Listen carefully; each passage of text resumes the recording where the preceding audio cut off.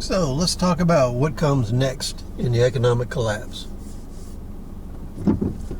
What we do know is with the COVID-19, there's a resurgence going on. There's a lot more cases. Case numbers are increasing.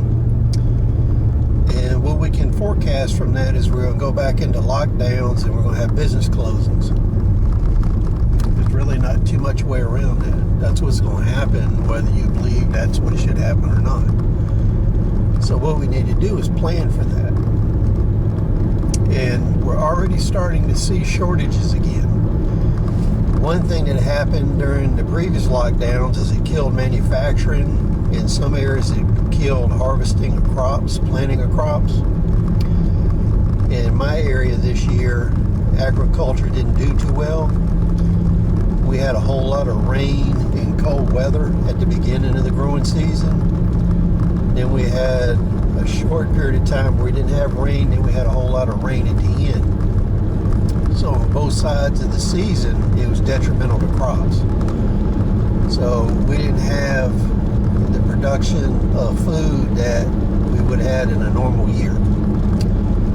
Now, we don't know what's going to happen next year, but what we can forecast is a mixing of flu and COVID during the winter. If that's the case, we're going to have a whole lot more sickness, a whole lot more shutdowns, a lot more chaos. The presidential election is going to generate chaos too. There's a lot of violence going on both sides of that. The majority of it, though, is left-wing. We can figure that that's going to increase up to the election and then after.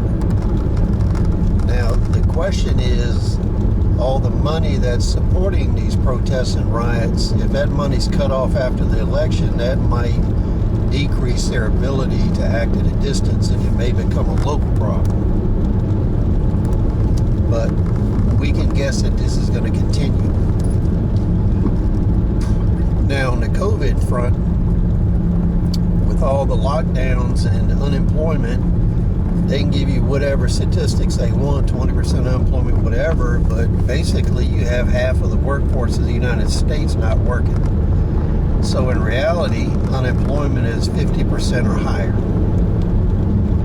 Now, that's real unpopular, and people are going to argue with that, but in a nutshell, if half of the workforce is not getting paid and working, you have 50% unemployment.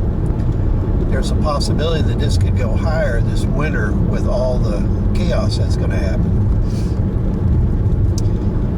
Now, the second part of that is the shortages of materials. You're going to start seeing hyperinflation. I was around back in the 70s during the Carter era when we had high inflation. We were having 20% inflation by government numbers. So that meant the inflation was actually much higher than 20%. I can remember home loans being 15-20% interest compared to the 2 or 3% today. Now, once you get to the point where the banks become more unstable than they are now and they're fearing the future, you're going to see interest rates go up. And what happens there is the price of a home is not the price that everybody thinks it is, and that's the sale price. The actual price of the home is the cost of the loan added to the principal. So if you get a 30-year mortgage, you're going to pay 2.5 to 3 times whatever that price was for the home in interest and principal by the time that 30-year loan's over. So what happens is the ability of people to make monthly payments is based on the interest rate of the loan. So what you can figure is if you could make a payment of $1,000 and half of that is interest, once inflation sets in and interest goes up, you can see that less and less is available for principal. And because most people cannot change their income to a significant level, the price of homes has to fall in order to have people buy them because of the additional interest rate. So interest rate and home prices are tied together tightly. Now, the contributing factor against that will be, will the price of homes also fall based upon foreclosures? Right now, a substantial number of mortgages are in foreclosure or forbearance.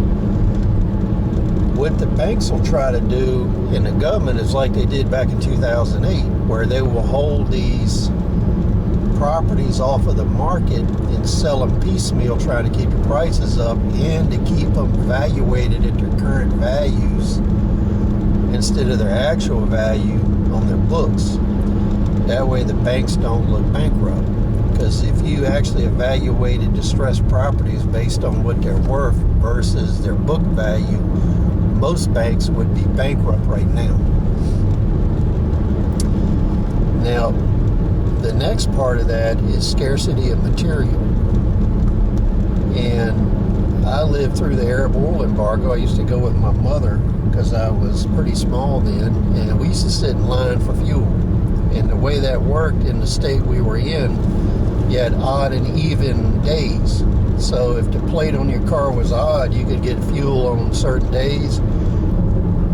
We were lucky that we had one vehicle with an odd plate and one vehicle with an even plate. So my mother and I, and my brother and sister, we would go and sit in the gas lines with our mother during the day while Dad was working. This kept Dad in fuel, so he could continue to go to work. Other people were not so lucky, and their ability to go to work was hampered by their ability to buy fuel. The Arab oil embargo was only triggered by less than a 10% drop in available fuel. So moving forward, if we start to have commodity shortages, which is pretty apparent is happening now, then price will not be the issue. After a while, it'll be availability. It just won't be available at any cost. So what you need to be doing right now is buying whatever masks, gloves, decontamination materials, any kind of drugs you need, over the counter especially, because that just will not be available. And as much non-perishable food as you can get, and storing that away. Because every dollar you purchase today, it may be worth $2, $3, $4 in the future. So right now you have your maximum buying power. So go out and use it. So please rate, subscribe, comment. We'll see you on the next episode.